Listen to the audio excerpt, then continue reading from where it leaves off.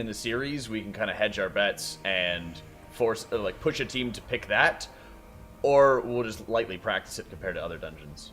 Yeah, well, we'll see if this does go to a game 3 or if it's a 2-0 for either of these teams. This is Method EU versus Paint for Femme here on Motherload. Alrighty, my friend, let's get ourselves underway. As Motherload, we saw previously, Paint for Femme has an amazing strategy in place for dealing with a lot of Peacekeepers all at once. Yeah, they're going to all meld here after each activating different Peacekeepers, and that's going to cause those Peacekeepers to get in combat with them and run at them, but not proxy pull anything else along the way. And that's going to be really, really effective for them, getting a lot of count from these Peacekeepers. But Method EU, on the other hand, have a different strategy, right? They're just going with kind of a more standard pull at the start, medium size as a result of the Bolstering affix, much smaller than it otherwise would have been. But this is still going to get them a good percentage of count, and they're going to get the extra enemy forces count from those jockeys themselves, which Paint for Femme have to give up when they hit that Shadow Melt button. That's the big thing, too, is that it is very efficient in what Paint for Femme is doing, but they also are kind of like slicing and dicing their way through the dungeon. In some cases, they're taking quite a bit of time to set up some of these pulls, so there is the potential that it could buy them tons and tons of time, but we kind of saw in the previous series against the boys there, Dratnos, where it seemed like the lead that Paint for Femme established very early started kind of slipping away from them a little bit near the end. They still won, but they didn't have as wide of a lead. Yeah, and you know, the boys' run was not flawless. There were deaths on the side of the boys, and there were maybe optimizations that could have been made to it that Method EU may be making here that will lead to them, you know, accelerating over the course of the dungeon. While Paint for Femme is busy trying to set up pulls. You know, you're right. If you spend an extra 20 seconds to make a pull work, even if it's a better pull, you have to factor in those 20 seconds that it cost you to set it up as well, and that may end up, you know, turning the scales back in the favor of Method EU. And right now we're seeing, you know, more extra damage, more extra pressure, I think, that on the side of Method EU, because they have all kinds of different mobs in there together. Some of the charges coming out from the thugs, for example. They have a mech jockey or two in there as well.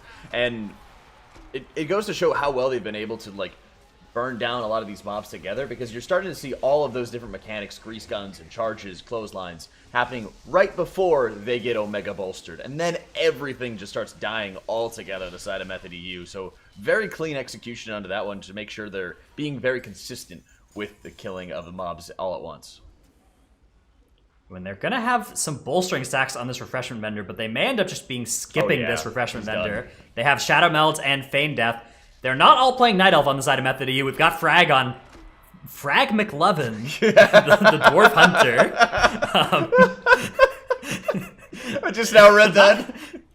Yeah, not quite sure what the rationale is behind the 1 Hunter, 2 Night Elf pick from Method EU, but they are going to skip the first boss entirely for now and get another trash pull going on the other side here. They are advancing that enemy forces bar by a huge amount, while Paint for Femme are going to be taking care of this boss and moving on to the rest of the dungeon, but they're going to need to find that count later in the dungeon, and they've already taken care of all those Peacekeepers, so there's no more kind of good count for them at the start of the dungeon that they could backtrack and pick up. I never knew that Fragments lived in Hawaii. Never knew. Paint for Femme bringing down the coin-operated Crown Pummeler right now as they're just going to get themselves moved on. And like you mentioned, you know, Method EU really stepped it up in terms of their trash percentage there. Got a couple really quick pulls. And like we were talking about, they don't really seem to have a lot of like setup required for any of these pulls that they're doing right now. They're, okay, let's run forward and grab a bunch of these things. Look on the right side for Paint for Femme. They're getting paralysis, double traps out. They're moving into position.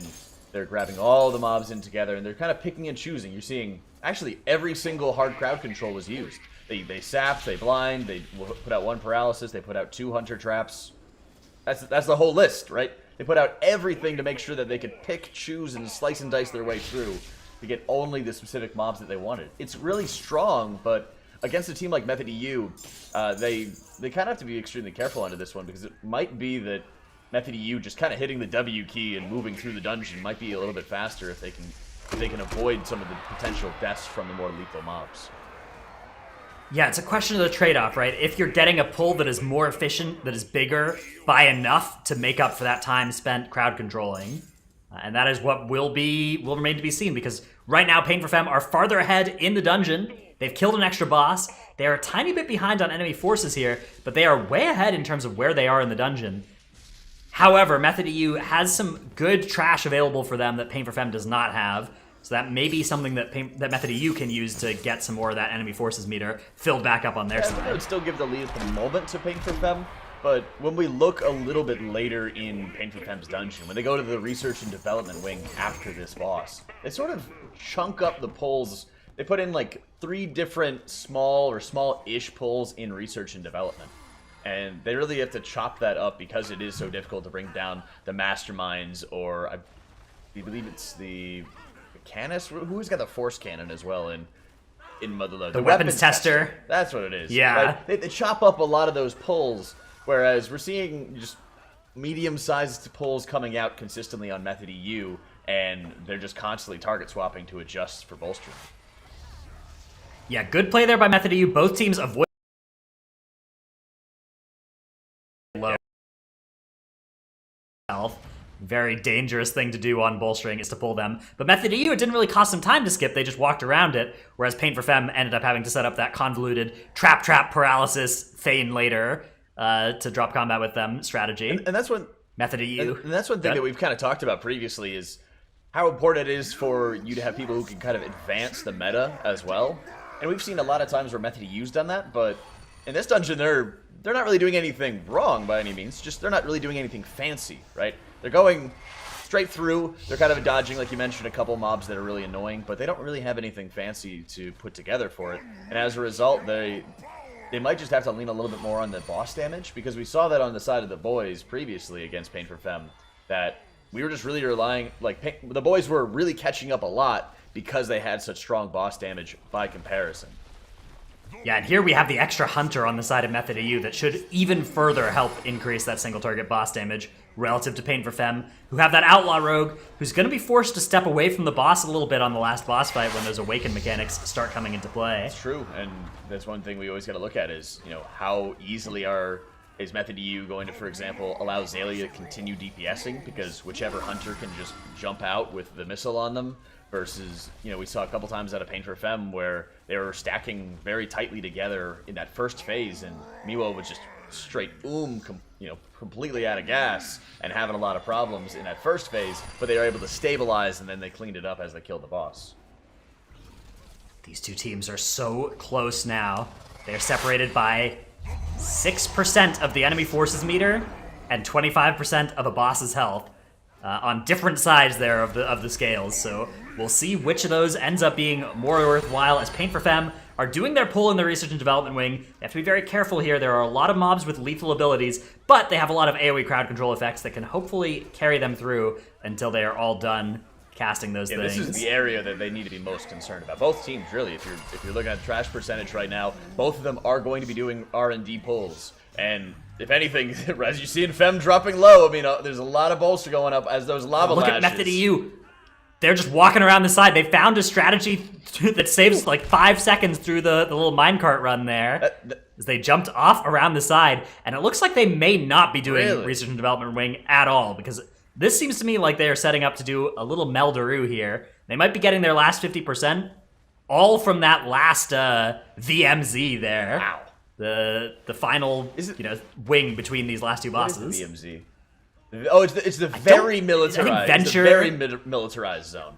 Yeah, that's okay. What it is. Yeah, I was like sense. super convinced that they were going to be going through with research and development as well. This is really surprising, but I wonder how well they'll be able to set up some more of the War Machine pulls as well, because we saw Pain for Fem, I believe, put together 2 really big pulls for War Machines, and even still, there's a ton of damage on the tank, lots of pressure on him as a result, and a lot of kiting that they had to do just to make sure they could survive. But it's also not that easy to kite out any of the War Machines because of that heavy cast that they do on the tanks. So because of Method EU's triple hunter comp, they are going to be able to do Blood of the Corruptor with Mogul Razdunk at the end of the dungeon. Paint for Fem, though, have to do Blood of the Corruptor first, because they got that rogue. You know, the rogue is going to be in potentially, and they are going to instead be killing this thing along the way here. That's going to cost them some time, but Method EU are going to be in for a challenging last boss fight here. Have they done any obelisks at all? Is there a possibility that since they are going to get 48%... Okay, check this out. They're going to get 48% count from the VMZ. What if they just kill all the trash in the VMZ and then Xaylia kites obelisks during the last boss. I would be amazed to see that. I would be absolutely amazed. I'm a little bit I don't worried think that they can, the though. boss might reset in the intermission, but I actually don't know how that'll work, because of course if those Sky Scorchers fly out during the intermission, if they try and do something to Xaylia, bad things happen, but maybe he can get far enough away that won't be a problem. We've seen Pain for Fem even reset Mogul Razdunk because of the Sky Scorchers in the intermission phase jumping out of the arena. But what happens if the boss just targets Xaylia, for example? They'd have to find some way to prevent that from happening. Well, I think if he gets far enough away, then he just won't get targeted by stuff. You can take the missiles down out of the boss arena. He won't it doesn't get reset targeted by any of the missiles because it'll just all be on the hunter. Right, he's in range. Exactly. So yeah, so I think it could work. We'll see if that ends up being what Method EU is up to. It certainly seems like they might be up to something. Yeah, they are. Otherwise, they're setting themselves up to deal with 4 awakened enemies or 3 awakened enemies with Mogul Razdunk, which is also going to be impressive. So either way, we are going to see something very cool out of Method EU here. This may be why they did not choose to ban this dungeon. Pain for Fem, in a reversal of roles here, have more count now than Method EU, but are a little bit behind on the bosses. So there's been a cool little role reversal as the dungeon has gone through the middle part. I'm going to be fascinated to see what the next pull out of Method EU is going to be, because, as you mentioned, Pain for Fem started breaking up a lot of pulls in the research and development wing. So right now, very militarized zone coming up for Method EU. They are grabbing in a whole ton of mobs off of the mountain and getting them all close in on that obelisk as well. So going to be interesting to see them grab what is mostly very equal HP onto these mobs.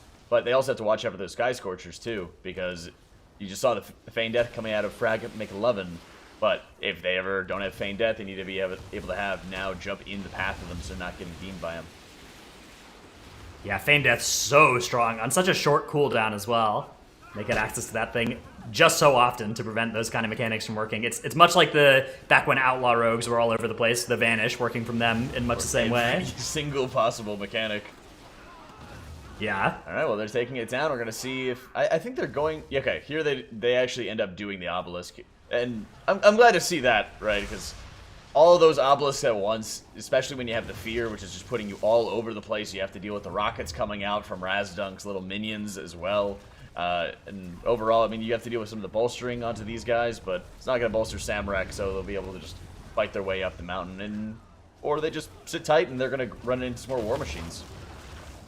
Yeah, we'll see. I mean, they're still only at 75% enemy forces here, so they're going to need some more. They may still be planning to kite awakened enemies, but I think since they're killing this one, they're probably just going to be killing all 3 of the other awakened enemies with the last boss here. Check out the Pain for Fem on the right. They only they ended up pulling one of the War Machine packs in with the boss, whereas we saw Method EU fully kill the boss, Rixa Flux Flame, and then grab 2 of the War Machines in together. So interesting to see this, and they're going to need a lot of priority target damage on that War Machine if they're going to help avoid some of those bolsters.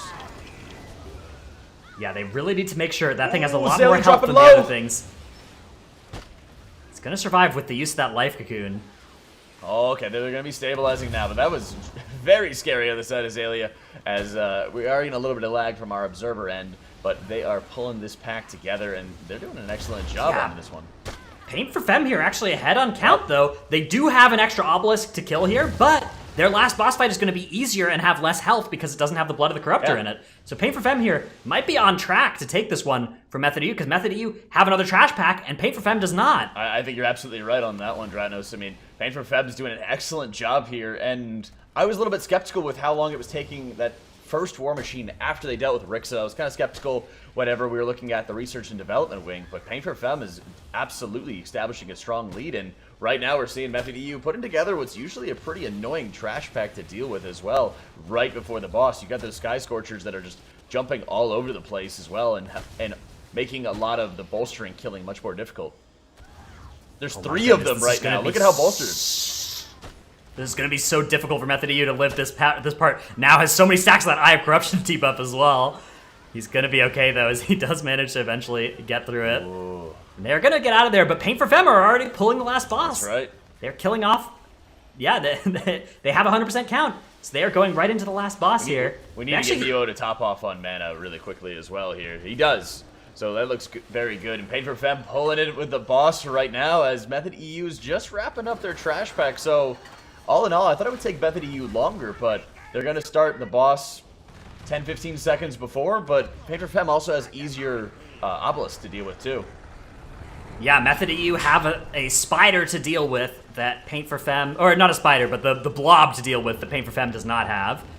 That's going to be denying a lot of space in this room, and space in the room is a very valuable commodity during the Mogul Razdunk encounter, as all of those micro missiles can really easily zone you out of the available space in the room. Not only that, the Gatling gun, having to deal with the Tank Buster with the Dark Fury on top of that. You have missile damage. Yeah, that being said, Blood of the Corruptor very low on health here. Looks like they are going to be able to get it down before they end up dying to those rough overlaps with all of its pools active. Because, of course, as soon as it dies, those pools do disappear. Paint for Femme, though, also fighting the same boss. They are lower on boss health. They have less awakened enemies still to deal with. They just have to execute this last boss fight, and they should be able to take this one. Oh my goodness, those micro missiles. If they're able to pull it off, Paint for Femme is solidly in the lead on this one. They're wrapping up the last of their obelisks here, and they might actually get the Gatling gun. Here we go. Watch Paint for Femme on the right side. They're going to be dropping the boss below that 50% mark, which is usually when they transition. This is where they can get a little bit of extra bonus damage. So that's extremely favorable to them. Give them a little advantage before they go into the transition phase here, and every little percent counts a massive amount when you're facing up against the Titans of Method EU. Great job here by Paint for Femme. Yeah, they just need to hold it together here for another minute or two, and they'll be in good shape here to improve on their previously impressive 19-minute Motherload here. We might be seeing just a blazing fast time from Paint for Femme. Got to be able to keep it together on this one. Paint for Femme has put together an excellent second round of their dungeon, and it's tough to get this kind of consistency even in time trials, Ratnos, right? They're going into cup play. This is the creme de la creme, really. You know, we look at on the side of Method EU, they didn't get that extra little bit of bonus damage as they entered the intermission, and they're still working on dealing with any of the ground pounds from the Sky Screechers. Yeah, Mogul Razdunk phasing back out for Paint for Femme, whereas Method EU still have to smash all three of those rockets. Right. Paint for Femme just has to stay alive. They just have to do these boss mechanics. This would be where it would be a heartbreaker to wipe now. You know, this should be fine. Femme dropping a little bit low, but they are stabilizing him. Gatling guns going out. Ricky's dot debuff from the missiles just falling off. Miwo's got about a shred of mana, between 10%, but he will be having Manatee back pretty soon as well, so he will be able to start stabilizing the party on this one, and that's really what they need, is just stabilize everybody. Ricky does a great job getting out of there. Everybody's pre-positioned in a safe spot. 10% left on the boss, and Paint for Femme absolutely putting on a clinic as their second Motherload run in this cup puts together an even stronger time, and they beat Method EU. Their Titans are Paragons. Wow! That's what I'm talking about. That's what I'm talking about. Incredibly well done for Paint for Femme. They have managed to take a map off of Method EU. That is the first time throughout this cup and the last cup that Method EU has lost a single map. And it was Paint for Femme here on Motherload. And that strategy, I mean, is it even beatable at this point, Dratnos? I mean, Method EU didn't have any mistakes. It's not that Method EU play bad. I think that this is just a little bit of routing. Okay, there was a mistake by Method EU. Method EU went over count by like 5%, 5 or 6%. Okay, yeah, but so did Paint for Femme, actually. They both pulled the boss at 100% count. Sure. Yeah, they both went over count. Yeah. Like, there might be a little bit of optimization they could do in a couple of areas here and there, right? But it's not some, like, massive difference. It was a zero-death run they were for both Method zero EU. deaths, and there was over 30-second difference. No boss reset. I don't know if we've ever seen Method EU lose a map when nothing went wrong for them, like, in a big way. What seed is Paint for Femme? Really exciting. They were 5th seed, and they've just taken the first game off of Method EU here in our upper semifinals. And this would be such a massive upset if they could send Method EU down to the lower bracket here. Ooh, I'm excited. This is Don't be toxic, Tettles. shaping up to be a good series. I recanted my statement. I said before the match that I thought Paint for Femme was actually going to win that Motherload after having seen it. After you get a reminder that they were doing only Motherload. Because these other guys said that they believed in Paint for Femme. Oh my goodness. I think Tettles just caster cursed Method EU. I know, right? Can you stop? Yeah. I think that what happened here, man, everybody's just got to hope that Tettles does not wish them a quick 2-0 victory. Can you stop, Dratnos? Let's talk a little bit about Method EU's route. They did have a little bit of a unique sort of route that they did through that Motherload, and there were a couple of places, like you were saying, Jack, that they could clean up that run. I think part of it is looking at how you want to optimize between one or the other, right? Looking at what was better in the research and development wing, what was better in the very militarized zone, and part of it is just going to be how well that they can set them up. I was a little bit worried when I saw how Method EU was setting, how Pain for Femme was setting up at the start, because it was a lot of crowd control being used to just start it isolating and slicing and dicing the easiest mobs, the mobs who had the closest levels of health out of it. I think there's still more optimization to be done throughout this dungeon, and part of it is just how you deal with it with bolstering as well. Yeah. Yeah, I think both teams could save some time by incorporating some elements of the other team's strategy. I agree with that. I think the Paint for Femme opening is really good, but there's parts of it that, like, okay, so sure it is bolstering, or it's bolstering Motherload, so there's room for improvements for both, but the fact that you're missing the 4 count from those mech jockeys that are inside those peacekeepers makes that pull less valuable than it otherwise would be, I feel like. It's tough because we're also like nitpicking an amazingly done dungeon. Oh yes, well, I'm sorry. right? I'm nitpicking a 1749 Motherload versus exactly. 1814 Motherload. Just for some context, right? Yeah. Yes, they can get very slightly better, but it is still an amazing run by both of the teams, and that's why it's so like amazing to talk about. It's so interesting to talk about as well. For sure, a very, very good series. For Femme, just a little bit faster. Tuttles, break down a key moment for us. Okay, so the whole entire dungeon was a key moment. Let's be real for a second. The whole entire dungeon, that was one of my favorite dungeons to watch in terms of just like beauty, because you saw at the very beginning, Pain for Femme with their 7 peacekeeper pull. Method U was doing a little bit different of a strategy. They had like 45% enemy forces count going into coin operated crowd pummeler. They cleared out just a little bit of that stuff after coin operated crowd pummeler. Then they both went into Azarok. Paint for Femme ends up pulling a trash pack late in Azarok as to not bolster. Then they meld off Taskmaster Akari. Sick play by them, I will say. Then Paint for Femme pulls some of that R&D wing, which is very infrequently pulled, where Method EU elects to skip all the way past it. And then I think that's where it kind of came to a head where I'm like, I don't even know which strategy is going to be favorable here. You have Method EU literally pulling every single trash mob in the VMZ on the way up to Mogul Razdunk, where Paint for Femme was already done on count. It was kind of wild the whole entire time, and Fragnance McLovin coming in clutch on that dwarf, being able to dispel the dot off Rixa too. So both of these teams felt very practiced in this dungeon, and that was one of the more beautiful dungeons I think we've seen this season. Without question, absolutely. I mean, it kind of reminded me of what we were seeing, just very close games between every top team as well, and the significance of seeing, a lower level seed and one of the teams that we didn't think was quite at the Method EU level for all of the dungeons, for all of the competitions and things like that, right? We were seeing, okay, they have the potential to, they continue improving, and that Motherload, if they're able to start implementing, that level of strength, that level of execution into more and more dungeons, they improve every week, and it's great to see. It is great to see, and we are going to be moving on to Underrot, and the affixes that we have along with this map are going to be... where's my thing? Tyrannical, Skittish, and Sanguine. One that we've only seen so far. Sanguine we've only seen once so far. Jack, what do we think about these affixes? How do we think that these teams are going to handle this next dungeon?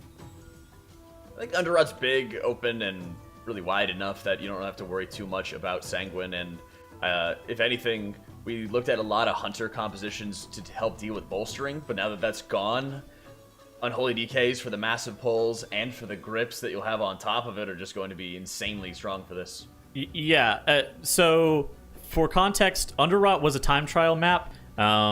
Method EU ran double DK Hunter, and then Paint for Femme ran double DK Demon Hunter. Paint for Femme had a 15-19 as their best run out of 5 attempts, and Method EU had a 12-28. I suspect that 15-19 involved a wipe because of just the sheer time it is, and with the fact that it's the 7th seed from a team that doesn't look like the 7th seed, really. No, certainly not. And it looks like these dungeons are loading up. The teams are ready to go here on Underrot. Will Pain for Femme close this out with a 2-0, or is Method EU going to tie this up? All right, let's dive in. Dranos, as we see the Demon Hunter coming in the side of Sebek, while Method EU's running with a Hunter. What are you making of that at the start? Yeah, Gingy Manhunt playing, I think, a human hunter there. These names are so good.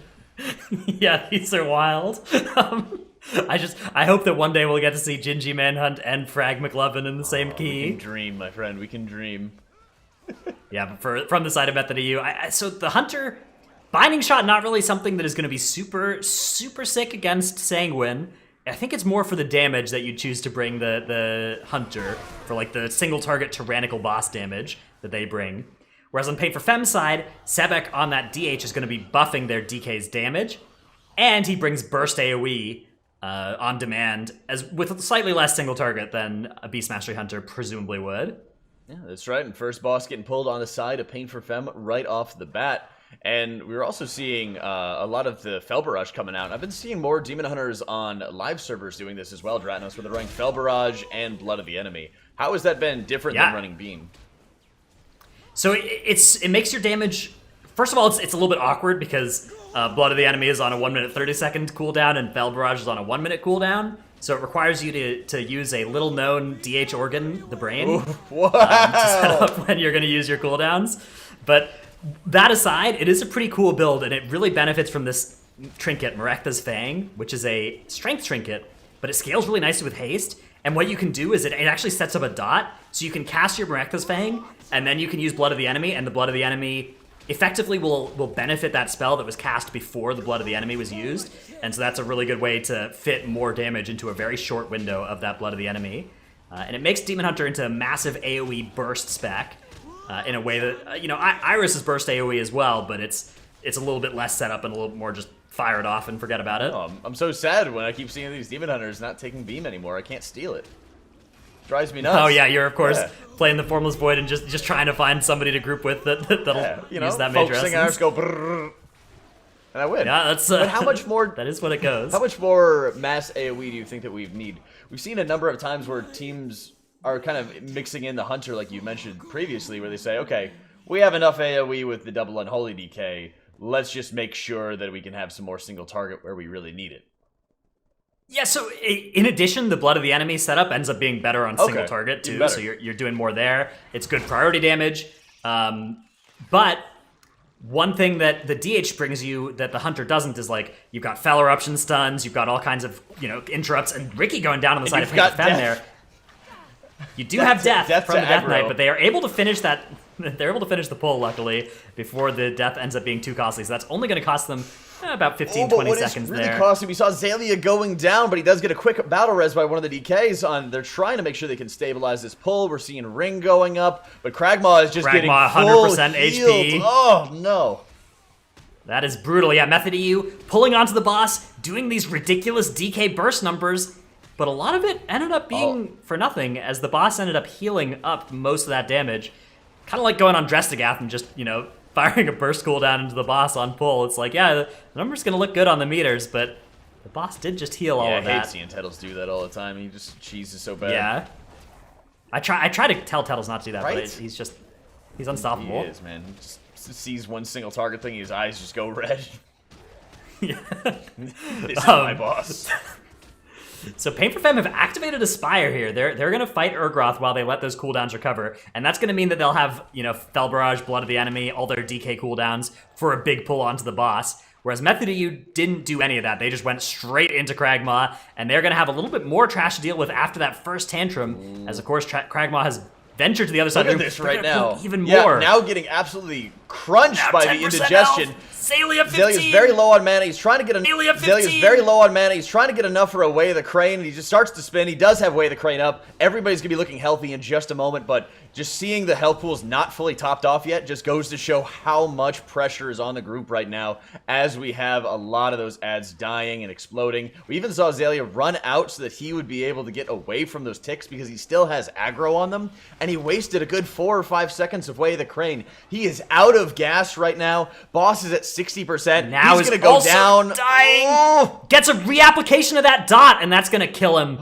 very rapidly here. Method EU are wiping to Kragmaw, the Infested, and Paint for Femme now have the opportunity to take this series 2-0 against Method EU. If they can hold it together, if they can keep their match going well here, this is going to be so costly in terms of time for Method EU. It's just absolutely disastrous. This looks like the DPS on the side of MEU is kiting out those mobs as Azalea's going in for the res, trying to make sure they can stabilize this at some point, not lose out on any of the trash, but even before, like, Method EU had so much invested in this pull. If they pull it off, you know, they look like geniuses. They look like, you know, wonders, right?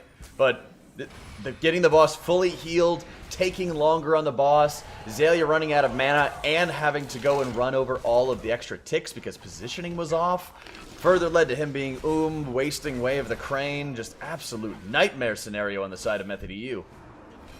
But they are undaunted, and they are going to try again here. They pull Kragmaw the Infested. Still got a little bit of trash here, some of those skeletons, but not really any dangerous trash left in this area. That also means they don't have anything to build massive Death Knight damage off of, though, so they're going to be a little bit slower with that opening burst. But, on the other hand, Kragmaw a little bit less likely to heal to full from Sanguine as a result. Weird feeling right now, though, but the trash percentage is equal. There's only just difference in boss percentage, so Pain for Femme's absolutely in the lead right now, but it's not as profound as one might really think, right? If you're saying, okay, the boss completely reset, we lost most of the trash that was supposed to be buffing the DKs, but they're still not terribly behind. They're at the point where they can still capitalize off a Pain for Femme mistake. Yeah, although Pain for Femme has done an Awakened Obelisk that true. I don't believe Method EU has done yet. So Method EU, they may be just doing that with the last boss. They do have that Beast Mastery Hunter who can just taunt every Spirit Breaker from Urgroth, who's the enemy behind that spire over there. However, Pain for Femme, you know, definitely are setting themselves up for needing to deal less damage and having an easier last boss fight. So yeah, this is a really, really exciting match right now. And it goes to show how well the European region, has been so far. Like, we're seeing a 7th seed that doesn't look like a 7th seed that's able to take games off their opponents no problem, right? We're now seeing... Yeah, I think it's a 5th seed in the dungeon, but a 7th place time trial in this dungeon, right? So, sorry, a 5th seed in the tournament, but a 7th place time trial run in the Yeah, I was referring to another team. Yeah. Oh yeah, okay, yeah. Okay, Yeah. I see what you're saying. Couch Pega, yeah. There we go. Yeah, absolutely. All right, yeah. All the teams really in the tournament this weekend. I see what you're saying now. Are very good, yes. And Method EU are in serious danger right now. They're gonna have to pull it together if they want to win this map, and even if they do, they're gonna have to go and win on Dagor afterwards. That's right. Paint for Femme have slain Kragmaw and are making their way to the rest of the dungeon. And having to go to Dagor, I don't think is really much of a treat for either of these teams right now. Yeah, that's gonna be a tough proposition for either one of them. So with Pain for Femme, one obelisk ahead, but around equal in trash percentage. They're getting themselves set up to go into the third boss with just about every skeleton that they can find. They even grab some of those extra Bloodstormers off to the right as well. I think they have at least one, maybe two, coming in. Yeah, it's going to be all about this. That's going to be almost all the trash they need, and this should be the hardest trash. If they can avoid healing Sporecaller Xantia with Sanguine, great Ring of Peace comes out from Mewo. Oh, that's the timing that you're really looking for. Now we got to look for the DKs. Make sure they get a couple grips. Excellent death. Yep, there it is. Yeah. And wait for those grips to be able to back them up, and you love to see that kind of... Sebek dies though, but they have a battle res, and they're going to have another one available soon, so that's not too costly for them. It does close a little bit that gap on the timer, but not by a huge amount. Now they just need to be able to stabilize, and it doesn't look like they had any sort of extra healing that went out onto the boss. I think they just need to clean up a little bit of these extra spores, but they're not going to do that. They're actually just going to sit back and revival it. So Revan Mio just getting into a safe position there. Revivals everything off. He does take a little bit of extra dot for his troubles there, but not too bad on their part. 65% left on the boss. So by the side of Method EU, also working to catch up on yeah, they're catching up here and get caught up on boss percentage as well. But I really like what you pointed out at the beginning of the pull for Paint for Femme. Once the Ring of Peace came up, the DKs knew it was their turn to really start stepping up and take charge with a lot of those grips. That's what you always want to see out of these teams is once one thing has been burned, whose responsibility is it next to step up and take care of it? It makes a lot of sense as well to have the AoE thing first, right? The Ring of Peace, and then the single target kind of surgical strike of that Death Grip for the 1 or 2 problematic mobs that are left after that Ring of Peace. You see Shella grabbing a couple of those mushrooms, and some of them were missed. Fem cleans up the rest. So again, just working together onto this one. But boss health is equal right now.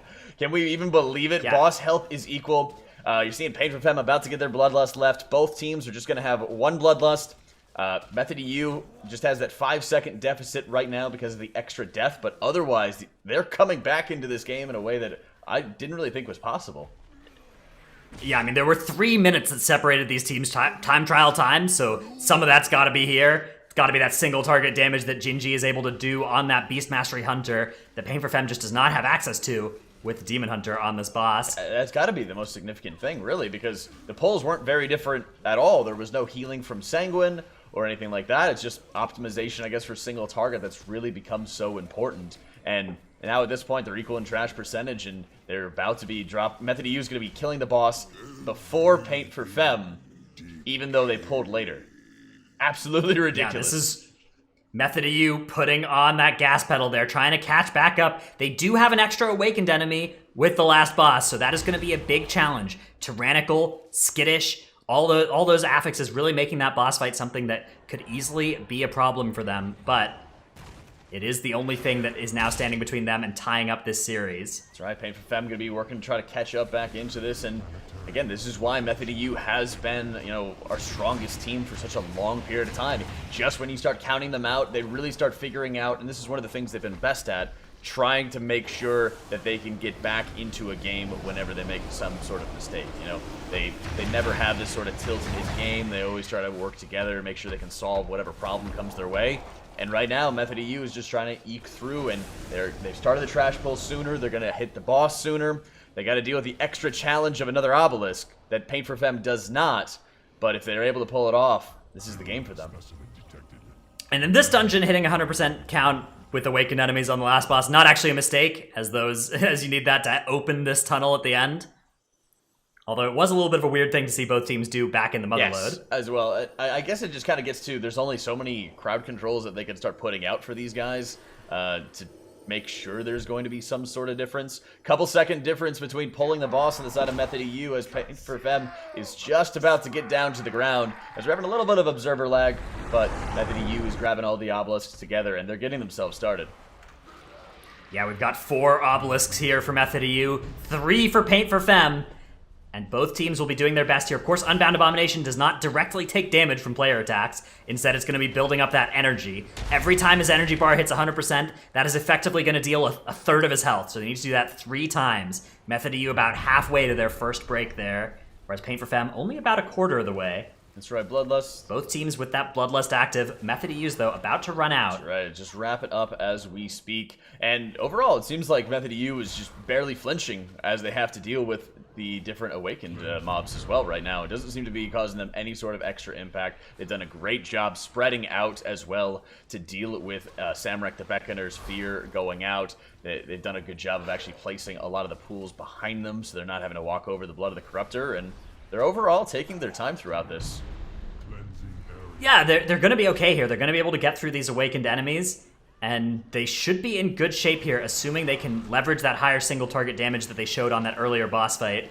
However, it's still Tyrannical 19. Anything could happen in the last 2/3 of this boss fight. I was surprised to see that the caster went down before Blood of the Corruptor did as well, but I guess having the extra little range on DK kicks helps out a lot when you're trying to run out any of your fears or kite any of your debuffs or something like that. So really great job on the side of Method EU, having such large control over those obelisks, not really being phased by them at all, as they're halfway to the next break on boss, whereas Paint for Fem just got there first. Yeah, so this is absolutely now Method EU. They have come back from that reset of Kragmaw with a more aggressive strategy throughout the dungeon, right? Doing 2 trash pulls onto Kragmaw instead of 1. It kind of didn't end up mattering, that they had that reset there. It was bad, but it didn't end up meaning that they ended up losing the match as a result. And for any other team, I don't think we can say that would be the case at all. Yeah, this is a really impressive comeback from Method EU to win this map. Pain for Femme, though, will still have an opportunity to upset Method EU in our game 3 when we get there. As the final break is coming out for Method EU and Pain for Femme, only on their second one. They're very, very close. They'll have 5 extra seconds, but I don't think that is going to be enough after Method EU stops the clock here. Definitely not. We're seeing that last break. Titan Keeper Hezril burning down the last of the blood visages right now. Method EU, despite that mistake, despite the second boss fully healing, despite having your tank going down, they pull it together, they recover from the wipe, and they take game number 2, tying up the series. Yeah, these teams are now 1-1 as this is a best of 3 series. This next game is going to determine who continues in the winners bracket and who drops down to the lower bracket. And, that's really just an attest to what kind of team Method EU really is. They made those mistakes. They were a little bit behind in trash in the beginning there in terms of numbers, and they still managed to pull ahead of Pain for Femme at the end there, Jack. It really did, and it goes to show how special this team has been for over a year at this point, right? Why they are the number 1 seed coming into this, why it was really so special that Pain for Femme was able to take a game off of them in MOTHERLOAD. They are so ridiculously difficult to beat, and even despite making mistakes, their ability to respond to those mistakes, patch them up, make them better, and take a game off of your opponent who made only a couple small errors here and there is absolutely ridiculous. Yeah, I think it just goes to show, though, Method EU's time in this dungeon is just so good to start with. They had so much time to give as a result of that, huge advantage they opened up with a faster strategy. Their run there was 15 minutes and 11 seconds, featuring that reset and that full heal of Kragmaw. That is still a faster run than Pain for Femme's time trial run. And so that full heal on Kragmaw was a huge blunder. Like, having to reset the boss because Now died and just all the ticks that were running around, that was rough. Yeah, definitely a good matchup, and I am excited for this next game here. But before we do, Tettles, you have something you want to break down for us. Yes. So it was ultimately, I thought that Method EU was going to lose whenever they did have that huge blunder inside the Kragmaw room. Pain for Femme went like an okay-sized pull in the Kragmaw room, started peppering in the rest of the trash. Then whenever things started going bad for Method EU, they reset the boss and still were able to finish off the trash, avoiding a full team wipe, which was, I think that was like the critical point. And they were able to recover in a way that we don't see from most teams. Zalea was sitting there trying to wring a piece of the ticks off of himself while everybody was like trying to reset the boss so they could get Now rezzed up and try to recover what had already been done. Pain for Femme was just kind of chugging along, taking it slow and steady. Method EU didn't miss a beat, kept playing their own game, even though they had those deaths. They maintained their composure. Both teams pulled an immense amount of trash in a Spore Caller Xancha, and then Method EU just kept. I felt like they were just a little bit quicker and more decisive on their pulls, like how fast they pulled all of those mobs into the Faceless Horrors and stuff like that. It just ends up saving them time overall.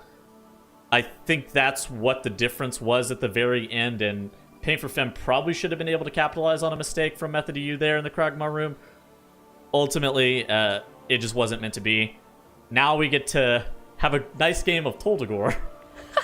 Oh, yes. Yeah, a map that I think a lot of people were surprised was not banned for this matchup. And Dagor, as you guys know, is going to be on Fortified Sanguine and Volcanic. Dratnos, what are your thoughts on that? So Sanguine in here is really rough. There's narrow corridors, enemies that flee when they're low on health. Those are 2 recipes for disaster with that affix. It's going to be all about which of these teams has better control. And they're going to have to use their class abilities, stuff like Ring of Peace, Death Grip, based on whatever classes they end up bringing, to really manage that mechanic as best as possible. Whichever team does that more is going to open up a huge advantage in time. I want to see how the teams end up dealing with the Sand Queen at the very beginning, because more likely than not, they're going to pull all the trash on the beach right on top of the Sand Queen and double DK it down, getting a bunch of effective cleave on the Sand Queen. If the Mistweaver monks are late by half a second with their Ring of Peace, then the Sanguine will drop underneath the Sand Queen and just wipe out any progression or any damage that you have done to that boss. So it is very important that Ring of Peace is timely. Yeah, so definitely all eyes on the Mistweavers coming up in this map. And if we're going to predict that these teams are both going to have 2 Death Knights, what do we want to guess as to what that third DPS slot's going to be? Jack? Oh, definitely going to be Rogue. I mean, Dagor with Rogues and the control that you're going to be able to have as well to be able to shut down mobs, open up gates faster, receive your buffs faster, since we're in a Tyrannical setting and boss is going to take some time. Rogue Squadron all the way. It's not just that as well. Rogues are uniquely well suited to the cannon job with Tricks of the Trade. It behaves in a way that Misdirection does not, to allow them to really do the cannons super well. So yeah, I think this is the dungeon where we're very likely to almost. This is the always see a premier rogue dungeon. I absolutely agree. Plus Shroud. Most of the teams aren't playing a ton of obelisks. Like they'll play some with Korgus, but like generally they'll still need Shroud to move around, especially if they do want to play, I don't know, let's say 2 obelisks with Korgus. They're going to need Shroud at some point as well. So Shroud is still not dead. However, it has been kind of hurt this patch. Do you think they'll take similar obelisks strategies, Tetos? I think it depends on their comfort with how they feel like they can play out Overseer Korgus. I would end up suspecting that Method EU probably plays a little bit more aggressive obelisk strategy, just based off what we've seen from them previously, though. Yep, well, it is 1-1 Method EU versus Pain for Fem, and we are squaring off here on Dagor. All right, decider game to see who's moving on into the upper finals and who drops down to the lower bracket. Method EU, Pain for Fem, 1-1, grabbing everything in together into the Sand Queen right now. Yeah, both teams on the same pool. Fem get it so low.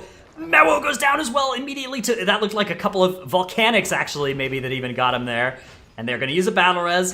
Sebek now falling low on the side of Pain for Fem. Meanwhile, on Method EU, everybody's at 100% HP. Oh, but Pain for Fem is going to have a full wipe right now. Despite all of that DK damage, dropping the Sand Queen insanely low. They have a full wipe on that, and there's so much pressure on this early pull. You hate to see these certain key moments that are deciding the momentum of the dungeon, but right there, that's just what it is.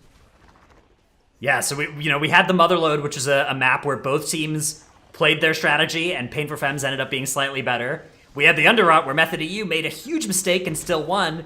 Now we've got Dagor, where Pain for Fem are having things go horribly wrong for them. They're going to have to try and emulate what Method EU did in the last match and still pull it together and take home a win here, but it's going to be so difficult to catch up to Method EU, as Method EU are looking so good on this first pull. Executed almost flawlessly. I don't think the Sand Queen healed even once from Sanguine on the side of Method EU. A single one onto that, and Pain for Fem's just trying to dust themselves off and get back in and do it once again, and it's such a challenge to be able to do this, especially when cooldowns are missing, especially when you don't have the same resources, especially when morale takes a hit because you know how important these pulls are. Absolutely frustrating for the team. And right now, everybody's just trying to be able to stay alive as there's tons and tons of the roots going out onto the group right now. Got to be able to get some space for Fem right here as they're just trying to ring out some of these mobs and prevent Sanguine from topping them off again. Yeah, Fem dropped very low there, but is able to survive. They're not pulling the Sand Queen, though, this time. They're going to take it a little bit more conservatively. They no longer have access to Bloodlust. They're going to take this pull slowly, and they're going to have to hope to make up some time somewhere else inside the prison.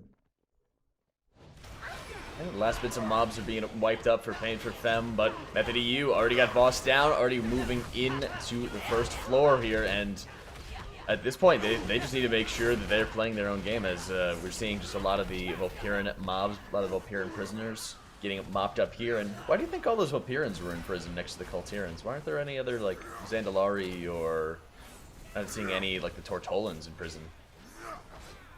Well, the Tortolans are, neutral, right? Whereas Volpera sided with the Horde. We didn't know that they sided with the Horde yet. And, have you seen Ludwig von Tortolan? He is not a neutral guy, alright? He's a very aggro guy.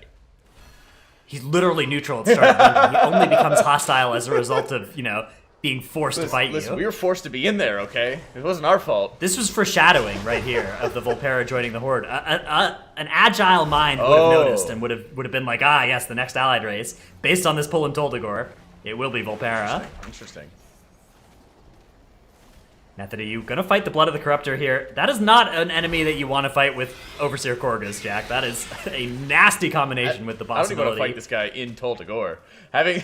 On top of that, you have to deal with, if I'm not mistaken, the eyeballs, the tentacles have to will spawn Sanguine when they die, so even when you stack them together, you have to be absolutely perfect with killing all of them together, otherwise they heal each other.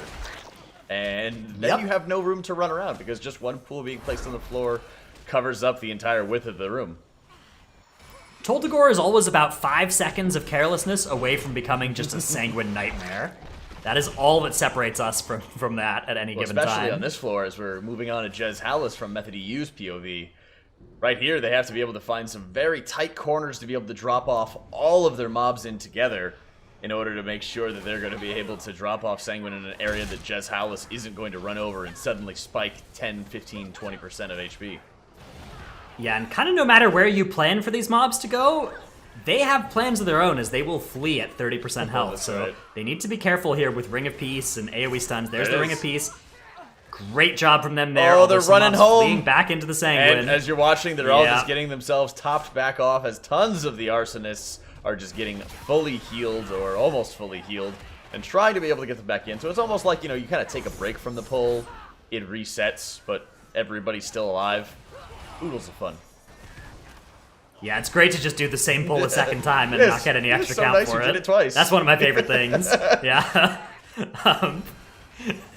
Pain for Fem, meanwhile, have taken care of the Sand Queen. They'll be moving up into the prison. I'd say, all things considered, that was a pretty good job by Method EU with Sanguine. Like, Sanguine is bad in this dungeon. It is tough to deal with, but they really cleaned it up, and the entire, really, walkway for Jez Hallis is going to be cleaned up as a result, and they get themselves ready as they do have a couple of neutrals on top of Jez Hallis, and I'm pretty sure that those are going to spawn Sanguine. Okay, there we go. Waiting to see the ring in just a second.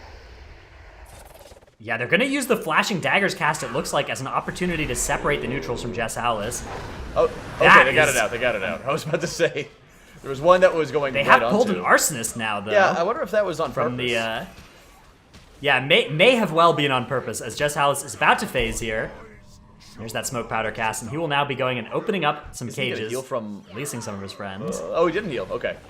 I knew he was going to have to run over that Sanguine pool, but I wasn't sure if it was going to put up one tick of healing or not onto him. But, hey, they're going to be able to kill off that Arsonist really quickly, and then they kind of just wait for... Yeah, I'm sure that this was intentional to fight these things during this intermission. And we've got more enemies coming in now as Some of well. them even have bubbles on them from the casts from the mobs across the room. So they didn't end up pulling any of the trash that was really guarding Jez Hallis, right? They just cleared up some of the area, and it turned out that none of those mobs were being social aggroed because they still were fighting the Block Warden. So you had the prisoners fighting the Block Warden, and even if you got in combat with them, they'd still just maintain fighting the Block Warden because he was still alive. Yeah, they will end up having to use Shadow Melds later to drop combat with those enemies if they don't want to fight them eventually, which I assume they're going to plan to do that because those enemies pretty difficult and not super efficient in terms of enemy forces. And so much difference in HP as well that you have to deal with. You know, you have some of the caster mobs that'll die relatively quickly on top of some of the arsonists that you have to deal with as well. So just a lot of bad mobs that you have to fight up against, and the less trash that you can do in Jez Hallis' room, the better. Jess goes down on the side of Method EU. It looks like they're going to save that Shadow Meld for later, probably after they get through this entire area here, as they're still in boss combat for a little while anyways, so that it would be inefficient to use it early. That's right. You can see the grips coming back. They shadow meld everything, and then they start picking the lock. Shroud goes up. Look at the efficiency there. Just absolutely surgical. Everybody knows where to go. Everybody's in the exact same spot. Get the lock picked extremely quickly, and then they can just start doing cannons with half the trash remaining. Yeah, they have planned this prison break for years. They are getting out of this dungeon, out of this jail. That's right, they will be institutionalized no longer as they start breaking Yeah, out. they're free as they breathe this fresh air for the first time in years. Gingy gonna use tricks on that cannon. They're gonna do a fairly small, no, they're doing a fairly big cannon pull. Half of those nameplates appeared as soon as I said the word small. Andy Dufresne's going back to the prison. Yeah, they're gonna be We've got... They need to be very careful here of Sanguine, because one drop of Sanguine healing that's too early can be all it takes for this pull to go horribly wrong. I love... Oh, stop sanguining. Oh, they got most of them, but they're gonna have a couple full heals. It's okay, yeah. They're gonna have a couple full heals. This is not it's not a perfect execution, but it is pretty good. Some more enemies are going to be running at them now. Handcuffs going off from the doorway. They've got 5 total enemies. Oh, 6, 7. I believe that stuff that it was not supposed to pull has pulled here. I think that they pulled through the wall there. I think Gingy actually shot too close to the wall. And much like happens, if a cannon gets shot too close to your wall, you would notice. I would And the notice. enemies inside the prison did notice They that. did, and they wanted to see what was going on. They wanted to join the party. So this is, one of the very simple ways that you can start losing a lot of time in Tol Dagor is just because there's so many enemies around, because it's so trash dense and such a small, tightly compact prison. They really just have to do such a long pull to be able to deal with such a small amount of trash. And these are the areas where you start wasting a lot of time in Tol Dagor. And while Pain for Feb is still lagging behind by quite a bit as they're entering one of the hardest parts, these are the little things that need to continue adding up. As not that seagull, not that Beautiful, seagull. beautiful Oh, no. seagull cam there. Yeah. There are those seagulls up by where Overseer Corgus is that you can actually They're attack. exhausted. Okay, why would you attack them? Well, Why would it you used to be attack you'd them? like shirk and storm them for combo What is points when you're wrong playing with subtlety in you? this beautiful dungeon. They are tired. Okay, this is a tiny island. There's no sustenance for them here. Okay, what is wrong? Yeah. First you eat people, Is- and now this. There's a surprising amount of wildlife on an island with kind of low amounts of, food Yeah. sources. I guess the other wildlife is the food That's true, but sources. where do they get food from? Yeah, that is a good question, Jack. I think Warcraft we'll have to unanswered. defer to probably Tettles, but we'll have to ask He him would about know. that later. I'm sure he would know. Yeah. Seems like the guy who would know. Also, this mob is Ooh, getting Sanguine Where was the healing. grip? That Where's is the grip? a tragedy there as that mob gets a huge chunk of Sanguine healing. That's going to cost Method EU 15 seconds. However, unless things go horribly wrong for Method EU, that 15 seconds is not going to be something they're going to feel at the end of the day as they move into an obelisk here. You know what Pain for Fem might be feeling a little bit right now? It might be some sadness because you're seeing Jess Hallis right now just barely outside of many, many pools of blood as they're just trying to find some small corner that they can tank him in and hopefully transition him in so that they don't have to have him get fully healed. We're seeing some of the Sanguine dissipating on the right side of your screen, but they just got to be very careful as they still have a couple of arsonists alive. Yeah, this is it's looking okay here for Pain for Femme on this boss fight, but they are still so far behind there with those 10 deaths also costing them almost another minute on the timer. So that not only do they have to catch up to Method EU, they have to overtake them by a minute at this point. And Method EU nearly done with the dungeon here. They just have 2 bosses to go and a little bit of trash. Looks like they're going to be pulling some trash into Night Captain Valerie here. I think that's the way to go, really, is that they already burned some of their cannon charges on taking care of part of the trash here. I would imagine that their original strategy would have been to have all of the trash be killed by that cannon, but it's just something more efficient to do because Valerie doesn't really do much in the way of mechanics. It's just kind of like force your healer to play with the barrels and step out of the fire pools as quickly as you can. And it doesn't look like they're gonna... Okay, I don't think the barrels are gonna go off on Method EU side, but it was looking really close because any of the barrels have a small immunity window whenever they're placed, so you have to be really, really astute with jumping on them and moving them very quickly. Yeah, they need to be very conscious of where they're dropping these Sanguine puddles, as this can be a boss fight where space in the room becomes at a premium here. You can see, like, everybody's going to be moving over into this corner, and if that corner gets something like Sanguine in it, then that could be pretty bad for them. As these barrels, yes, very sloppy right now, kind of going all over the place. Sanguine management going to be very important as these mobs start dying on the side of Method Yeah, I EU. like how they have them all tanked in together, just piled on top of each other. And it doesn't look like they're worrying about too much in the way of pool management for any of the fire barrels. But here's what I was worried about. When they start chaining the deaths of the barrels together and you're constantly having new barrels coming down, that's always a really big point of concern that you have to watch for. Is you're having 2 new waves of barrels coming down all at the same moment, right as the fuse lighter is going out, or right after the frontal's coming out from Valerie. And she does get a couple ticks, 2 or 3 ticks there from Sanguine healing her up, and this just made the fight so much more frustrating.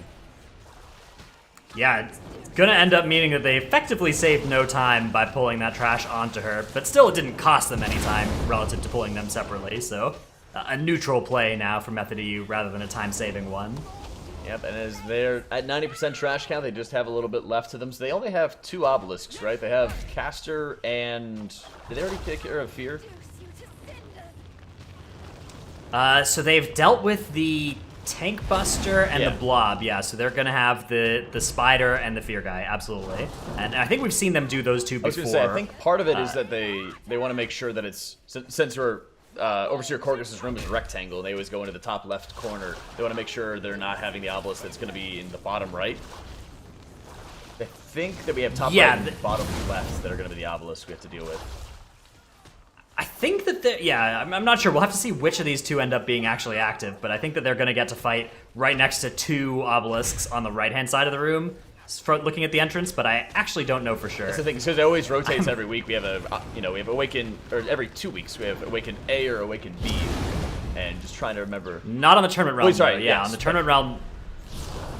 But yes, you and I in live keys are absolutely used to, like, their positions in the final boss room don't move, but their positions throughout the dungeon do move, so it is very, very wild, remembering which ones have swapped and which ones have Especially not. because nobody on live servers really brings Awaken mobs in with the final boss here, because it's terrifying. Yeah, certainly not more than one, right, in high keys on live servers, but, you know, here they do more than one as a rule rather than the exception. I think that's always interesting to see how much pressure it puts onto cannon POV. Yeah, nice here. Getting right inside the cannon. Wow, look at this. You see the hunk of shrapnel, or what do they have? What makes up a cannonball? Metal? It's all just metal. I believe the metal is appropriate, but I'm not enough of a scientist to be sure. We'll ask Teddles, he'll probably know.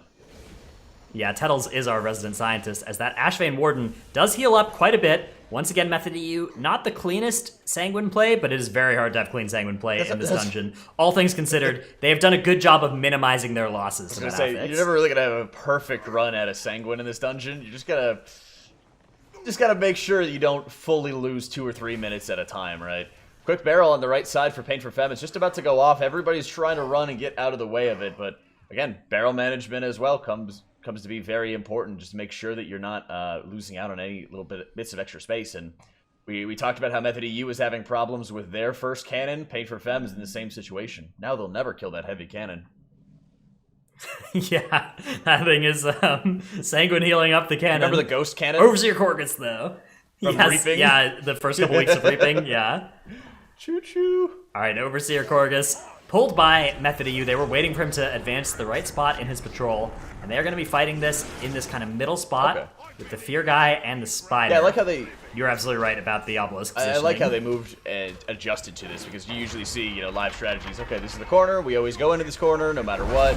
And it always makes it more difficult if you're even dreaming of bringing any sort of obelisk with the last boss, right? So very, very easily making sure they can grab all those mobs in together. Awesome to see. It's the Spider, right? Like, Yeah. if you've got that interrupt enemy, you kind of need to just fight next to that interrupt enemy's obelisk. Otherwise, you're going to be spending a long time trying to, kick it in when you can't really run out and kick it. So, unless you have a bunch of really long-range kicks, it's not really realistic to fight anywhere other than next to Voidweaver Malthier's spawn point. That's right, and they do make very quick work out of the Fear obelisk as well, as they just leave the caster up. And it's really nice to be able to see, even if the DKs are bounced back, they got a little bit of extra range on their Mind Freeze there. So it's always the consistency out of that. Since the Mistweaver's the only caster, he's getting every other cast guaranteed, because he's the only one that casts any spells. So there's always a lot of fear when you play Mistweaver with an all melee composition that your DPS are just gonna get you killed. Yeah, certainly been in those dungeons where the Mistweaver's just like, why don't you ever kick Lingering down? And we can't spell it. Yeah, that's a rough combination, but Method EU not going to have that problem, as they have taken care of all the Awakened enemies, and just Overseer Cork is left for them. They are on track here for a sub-18 minute here, Dagor, with a very, very punishing set of affixes that cost them many minutes over the course of this run. Absolutely. The last bits of percent are winding down, and we are still having a little bit of observer lag as we're connecting to European servers from the US. So for these guys, they're doing their thing. They're dodging any of the cannon shots going out, but we just had a little bit of lag for them. But Method EU with about as clean as a Dagor as one can hope for, because this dungeon can be extremely punishing for that affix. They take game number 2, and they will be moving on to the upper finals as they send Pain for Femme down to the lower bracket. Yeah, that is not all for Paint for Femme. They certainly put up a really good fight throughout this series here, and well done to Method EU as well. Honestly, it seems like that opener for Paint for Femme was kind of the deciding factor there. Like, they wiped on that first on the Sand Queen there, and then they tried again without Bloodlust, and they just couldn't quite pull it together throughout the rest of the dungeon, Dratnos. Yeah, the things went wrong early, and they went wrong in a big way for Paint for Femme. That was